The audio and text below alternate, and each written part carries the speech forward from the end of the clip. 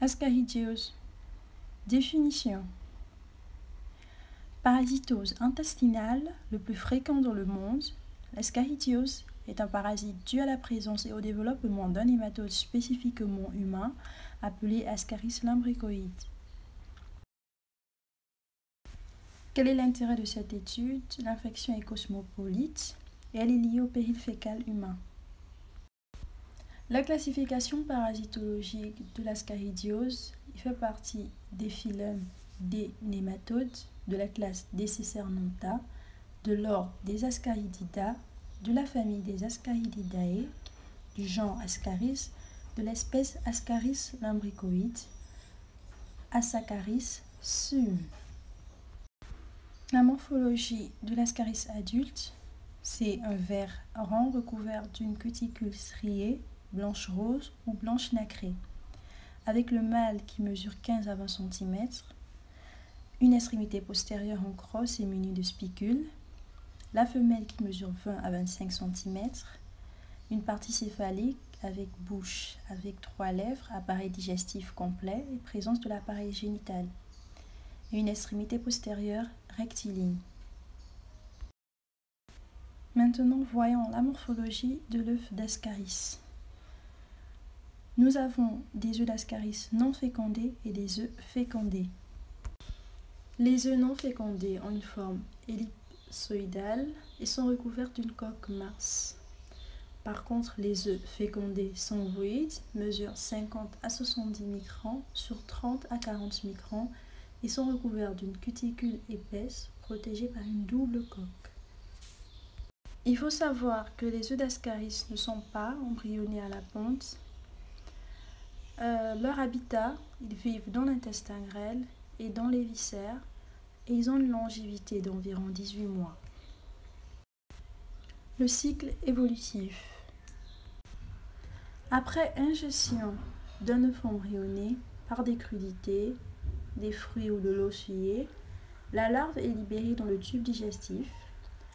Elle traverse la paroi intestinale et gagne le foie où elle séjourne 3 à 4 jours, y subit une mue, puis atteint le poumon par voie sanguine. La larve traverse alors la paroi de l'alvéole pulmonaire au 10e jour.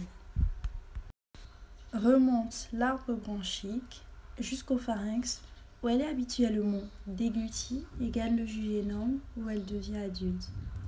Donc les femelles commencent à pondre environ 2 mois après ingestion de l'œuf.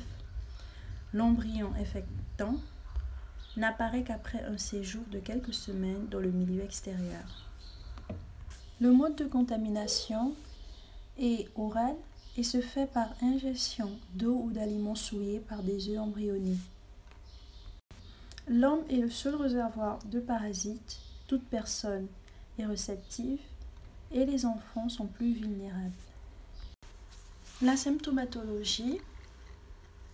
Les manifestations cliniques dépendent de l'importance du parasitisme et de sa localisation dans l'organisme.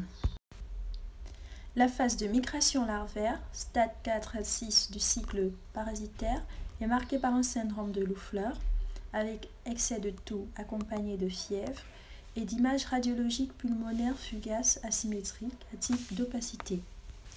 La phase d'état est fréquemment marquée par des troubles digestifs, des épisodes diarrhéiques, des douleurs abdominales mal localisées, exceptionnellement des signes nerveux à type d'irritabilité, de troubles du sommeil et voire de convulsions.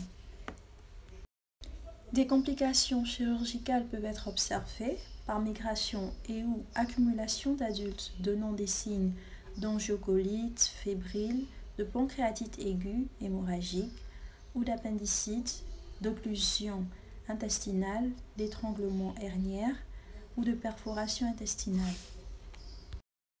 Le diagnostic biologique montre une hyperéosinophilie qui apparaît quelques jours après la contamination.